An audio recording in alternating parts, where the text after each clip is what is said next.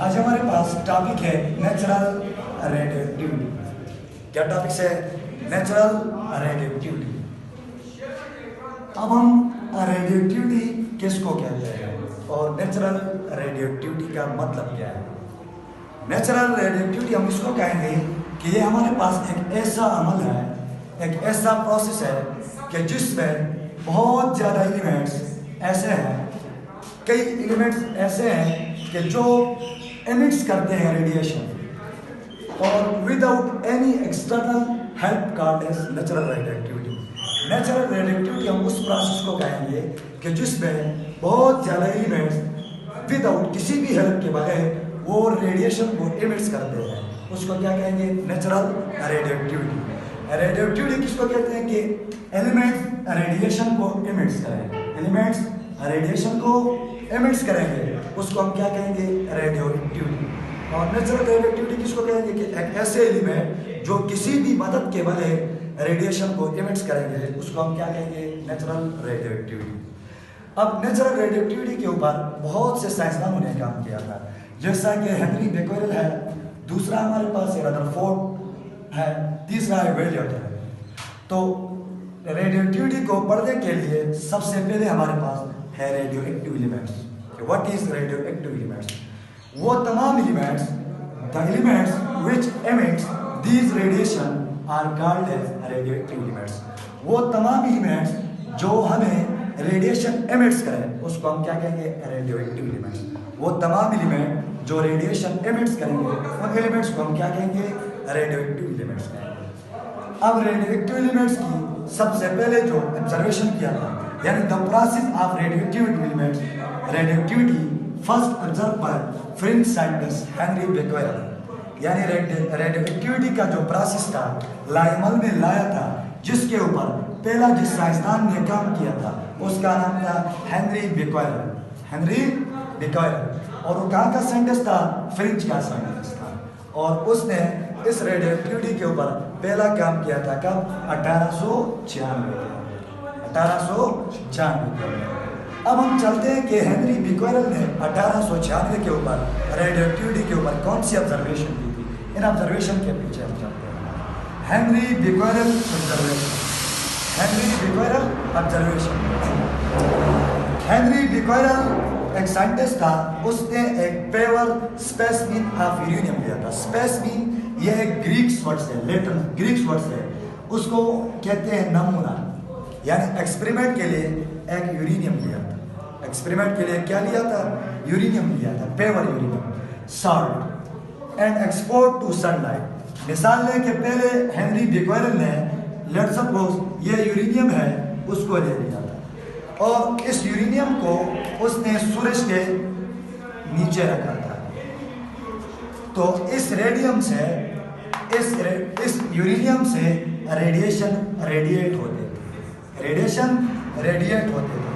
तो उसने कहा कि ये यूरेनियम का जो एलिमेंट्स है ये रेडियोएक्टिव एलिमेंट्स है। उन्होंने कहा अभी इस सूरज को हटाता हूँ क्योंकि ये एक्सटर्नल हेल्प है। अगर सूरज को हटा के उसने चेक किया तब भी ये यूरेनियम क्या कर लेता था? As a form of radiation rays emits करता था।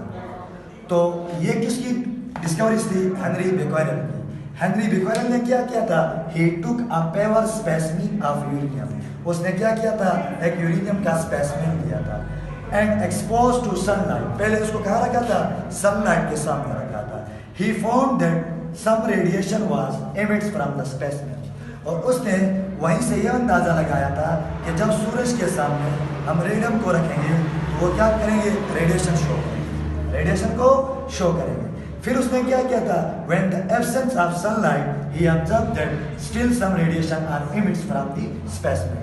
फिर उसने सूरज से हटा के इसको अलग चीज में रख लिया, अलग साइड पे रख लिया और तब भी उससे क्या निकलते थे? रेस निकलते थे। Some elements from emits, some elements emits radiation without any external help.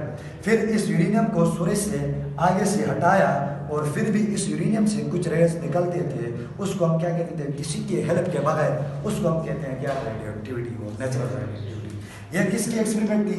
Henry बेक्वेरेल की थी। किसकी थी? हेनरी बिकवेल। और उसके बाद दूसरा साइंटिस्ट था हमारे पास रदरफोर्ड, ऑब्जर्वेशन ऑफ रेडियोएक्टिविटी। अब रदरफोर्ड रेडियोएक्टिव एलिमेंट के ऊपर क्या क्या ऑब्जर्वेशन की। मिसाल के लिए एक एलिमेंट से वो रेडिएट करता है, ये तो बिकवेल ने बताया कि ये रेडिएट करता है। अब रदरफोर्ड ने क्या कहा इन एलिमेंट्स के पीछे। रदरफोर्ड का जो ऑब्जर्वेशन था वो स्टार्ट उसने ली थी 1899 के अंदर। रदरफोर्ड ने रेडियोएक्टिव एलिमेंट के ऊपर जो ऑब्जर्वेशन लिया था वो कब ली थी? 1899 के ऊपर। और उसने ये पॉइंट किया था कि रेडियोएक्टिव एलिमेंट जो रेज इमिट करता है वो एक्स रेज के फॉर्म में। रदरफोर्ड ने क्या कहा था, ये जो एलिमेंट्स है ये रेज को इमिट करता है as a form of X rays, as a form of X rays. उन्होंने एक्स रेज के बारे में बताया था कि आपके पास बीटा रेज होते हैं, अल्फा रेज होते हैं। यानी रदरफोर्ड ने हमें बताया कि रेडियोएक्टिव एलिमेंट जो इमिट करते हैं वो अल्फा और बीटा रेज को इमिट करेगा। और बिकवेल ने क्या कहा था कि ये सिर्फ रेडिएट करेगा। बिकवेल ने क्या कहा था, ये सिर्फ रेडिएशन करेंगे। और रदरफोर्ड ने क्या कहा, ये दो किस्म के रेड्स को रेडिएट करते हैं, अल्फा और बीटा को। और उससे बाद दूसरा एक साइंसदान आया था वेलियट, इसका नाम क्या था? वेलियट। अब वेलियट की ऑब्जर्वेशन क्या थी? वेलियट ने रेडियोएक्टिविटी पे अपनी एक ऑब्जर्वेशन पेश की और वेलियट ने ये ऑब्जर्वेशन 1909 के अंदर की। वेलियट ने ये ऑब्जर्वेशन कब की थी? 1909 के अंदर की थी। और उसने क्या था, रेडियोएक्टिव एलिमेंट्स है, रेडियोएक्टिव एलिमेंट्स वो एमिट्स करते हैं गामा रेस को। किसको करते हैं? गामा रेस को। वो गामा रेस को एमिट्स करते हैं, यानी विच आर न्यूट्रल, जो हमारे पास किस फॉर्म में होते हैं? न्यूट्रल फॉर्म में होते हैं, जिनके ऊपर कोई चार्जेस मौजूद हमारे पास नहीं होते। यानी उसने क्या कहा, वेलियट ने 1909 के अंदर के रेडियोएक्टिव एलिमेंट जो है वो गामा रेस को इमिट करेंगे और गामा रेस आपके पास क्या होंगे? न्यूट्रल होंगे। मतलब कोई एनर्जी, कोई ये एक एनर्जी फॉर्म में है, इसका मतलब उनके ऊपर कोई प्लस माइनस चार्ज हमारे पास रेडिएशन बता लेते हैं फोटोग्राफिक प्लेट के ऊपर। अब मिसाल लें, उसका एक्सपेरिमेंट ये था कि रेडियम के एलिमेंट से जो स्ट्रेट पाथ पे जाएंगे, बिल्कुल सीधा जाएगा रेस, उसको उसने क्या का नाम दिया था? गामा रेस का नाम दिया था। उसने गामा रेस का नाम उसलिए दिया था कि gamma rays are energy they can not deflected by electric and magnetic field. फिर उसने कहा था the radiation which were deflected towards left called as beta rays. एक ऐसा रेस नीचे रेडियम से आया हुआ कि जो बाएं की तरफ घुमा है, बाएं की तरफ मुड़ा है, उसको क्या नाम दिया था? Beta rays. और उसने क्या कहा था कि एक ऐसा रेस जो दाएं की तरफ मुड़ा था उसको क्या कहा था?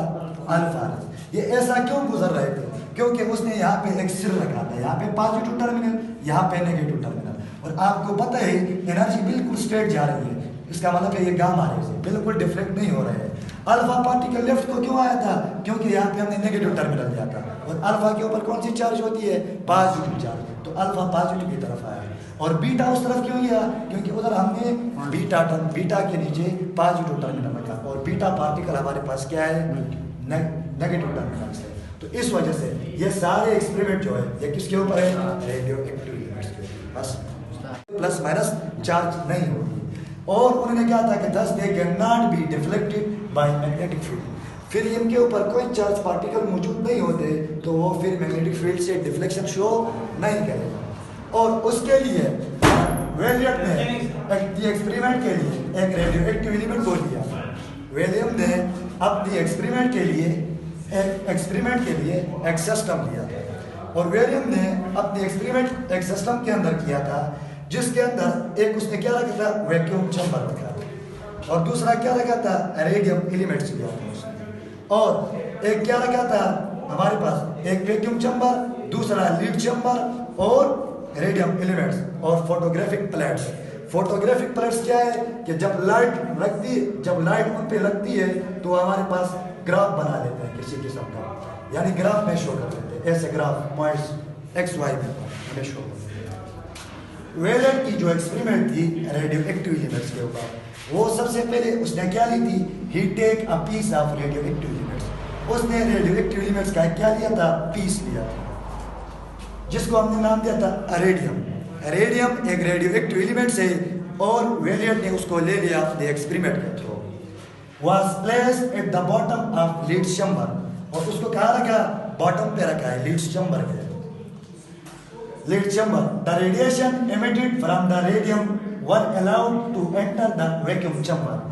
फिर उसने जब रेडियम को रखा तो रेडियम से क्या हुई, as a form of radiation निकल गई और किसके अंदर एंटर हुई, वैक्यूम चैम्बर के अंदर एंटर हुई। तो और जिसके अंदर हमने क्या रखी थी, यूनिफॉर्म मैग्नेटिक फील्ड रखी थी, यानी रेडियम को हमने रखा था और रेडियम के जो रेडिएशन है वो वैक्यूम चैम्बर के अंदर हुए और वैक्यूम चैम्बर के अंदर हमने क्या रख ली थी, यूनिफॉर्म मैग्नेटिक फील्ड रखी थी।